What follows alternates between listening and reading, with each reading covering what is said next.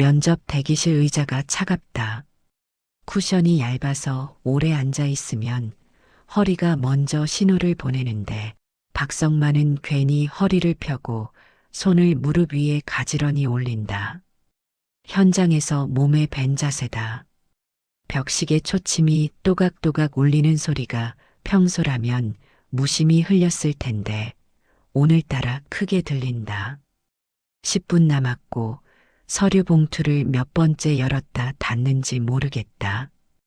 봉투 안 이력서에는 경력이 빼곡한데 근무 기간도 길고 책임도 무거웠지만 어느 줄에도 경비라는 단어는 없다. 다음 분, 7번 지원자분. 바로 일어나지 못하고 혹시 다른 사람이 일어날까 싶어 주위를 둘러보지만 아무도 움직이지 않는다. 그제야 자신이 7번임을 깨닫는다. 의자에서 일어서자 바지가 구겨져서 손으로 한번 쓸어내린다. 괜히 더 단정해 보이고 싶다. 면접실 안절문 면접관 2명이 노트북 화면을 보다가 글을 올려다보는데 시선이 잠깐 머물렀다가 다시 서리로 떨어진다. 박성만 지원자분. 숨을 고르는데 이름을 불리긴 했지만 예전처럼은 아니다. 경비 업무 경험은 없으시네요. 네, 하지만 현장 관리 경험은 오래됐습니다. 이 일은 단순 반복이 많습니다. 체력은 괜찮으시겠어요? 대답이 막히는데 괜찮다고 하기엔 몸이 예전 같지 않고 괜찮지 않다고 하면 여기 앉아 있을 이유가 없다. 네, 괜찮습니다. 면접관이 고개를 끄덕이며 뭔가 적는데 합격인지 탈락인지 알 수 없다. 10분 만에 끝나고 연락드리겠습니다라는 말이 기계음처럼 들린다. 허리를 숙여 인사하고 나온다. 복도를 지나 자동문을 나서니 햇빛이 얼굴에 닿아 눈이 부시다. 유리문에 비친 자신을 본다. 늙었는데 확실히 예전 같지 않지만 완전히 쓸모없어진 얼굴은 아니라고 생각한다. 버스 안에서 지갑을 열자 오래된 사원증이 손에 잡히는데 플라스틱이 깨지고 모서리가 닳았다. 사진 속 그는 젊고 눈빛이 단단하며 이름 아래 직함이 또렷하다. 한참 바라보다가 다시 지갑에 넣는다. 밤에 아내가 묻는다. 면접은 어땠어요? 그냥 그렇더라고요. 더 말하지 않는데 말해도 바뀌는 건 없다는 걸 이미 여러 번 배웠으니까. 그날 성만은 처음으로 느꼈다. 일을 잃은 게 아니라 자기 이름이 점점 작아지고 있다는 것을. 경비실은 생각보다 좁고 창문이 허리 높이라 바깥이 잘 안 보인다. 의자는 딱딱하고 책상은 낮아서 앉자마자 자세를 고쳐 앉는다. 여기 앉으시면 됩니다. 교육 담당자가 빠르게 말하는데 근무 시간, 순찰 구역, 민원 대응 얘기가 많지만 하나같이 단순하다. 어렵지 않죠? 그냥 시키는 대로 하시면 됩니다. 귀에 걸리는데 평생 시키는 사람이었지 시키는 대로만 움직인 적은 거의 없다. 젊은 경비원이 다가와 말한다. 어르신, 이건 이렇게 하시면 돼요.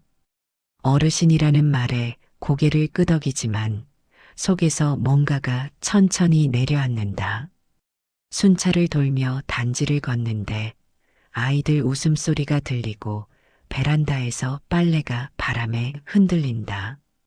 누군가는 인사하고 누군가는 시선을 피한다. 엘리베이터 앞에서 주민 한 명이 말한다. 택배 아직 안 왔어요? 확인해 보겠습니다. 왜 지금 확인해요? 미리 알아야죠. 대답하지 않는데 예전이었다면 설명했을 텐데 지금은 고개만 숙인다. 경비실로 돌아와 의자에 앉았을 때 그는 손이 떨리고 있다는 걸 느꼈다. 분노도 아니고 슬픔도 아니었다. 익숙하지 않은 감정이었다. 퇴근 무렵 명찰을 받았다. 박성만이라는 이름이 작게 적혀 있었는데 직함은 없다. 그는 명찰을 손으로 문질렀다. 아직 이름은 남아있다. 하지만 그 이름이 언제까지 불릴지는 알 수 없다. 근무 이틀째 되던 날이었다.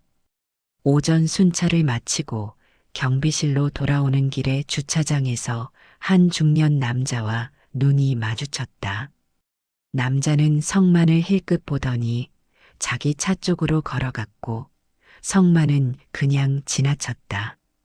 점심때쯤 관리소에서 전화가 왔다. 주차 민원이라고 했다.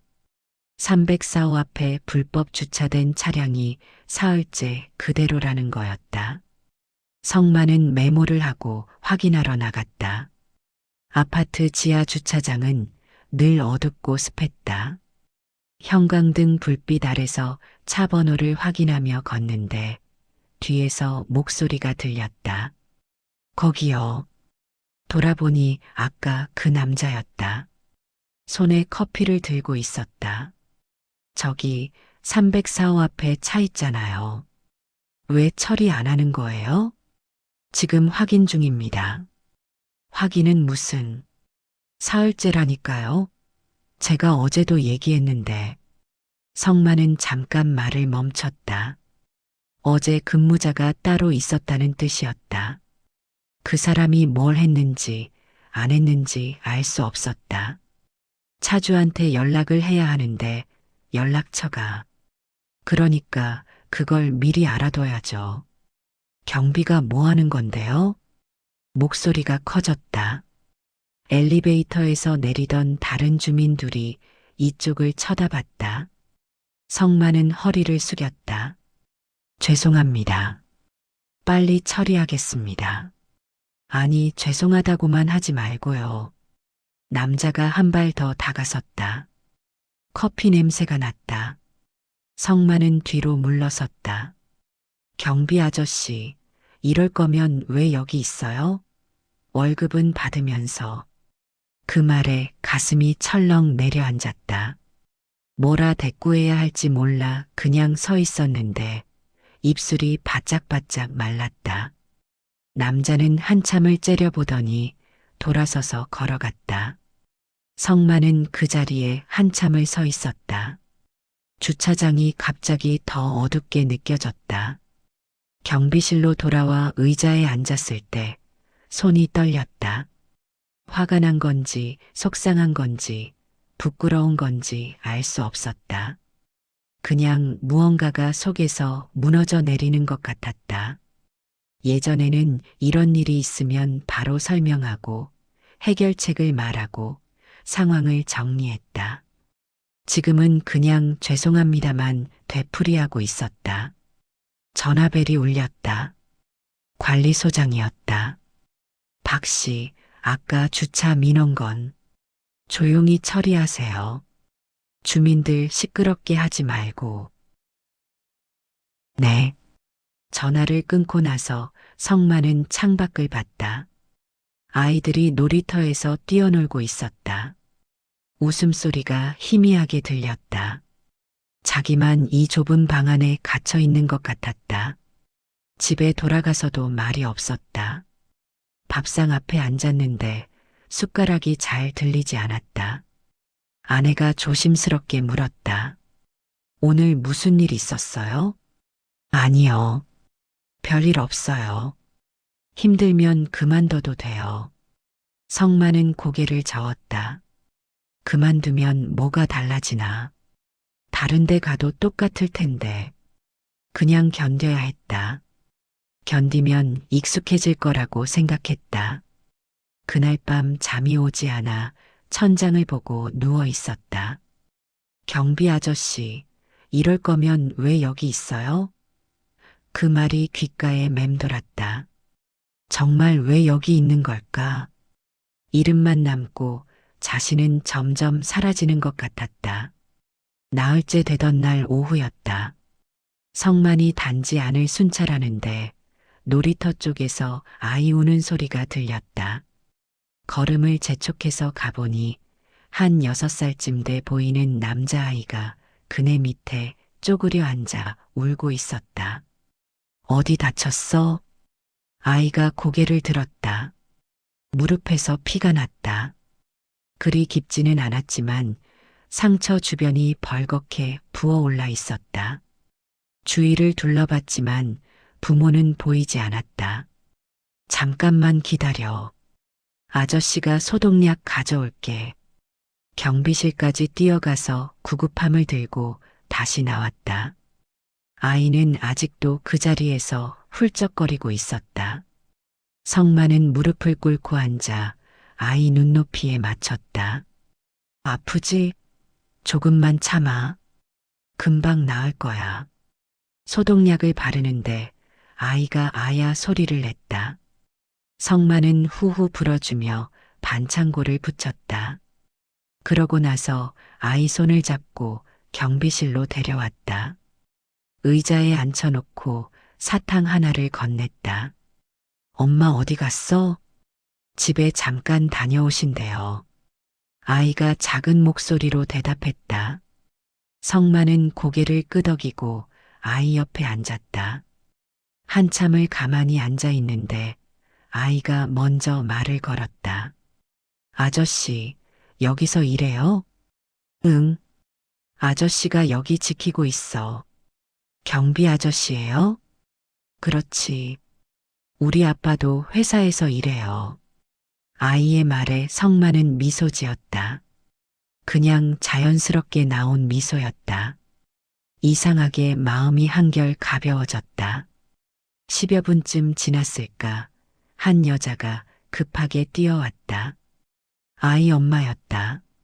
어머, 준호야. 엄마. 아이가 의자에서 뛰어내려 엄마에게 달려갔다. 엄마는 아이를 확인하더니 성만에게 고개를 숙였다. 정말 죄송해요. 잠깐 집에 다녀오는 사이에 정말 감사합니다. 괜찮습니다. 다친 데 없게 잘 봐주세요. 정말 고맙습니다. 성함이 어떻게? 박성만입니다. 여자는 다시 한번 고개를 숙이고 아이 손을 잡고 갔다. 아이가 뒤돌아보며 손을 흔들었다. 성만도 손을 흔들어줬다. 경비실로 돌아와 의자에 앉았을 때 가슴 한편이 따뜻했다. 정말 감사합니다. 그 말이 며칠 동안 쌓였던 무언가를 조금 녹여주는 것 같았다.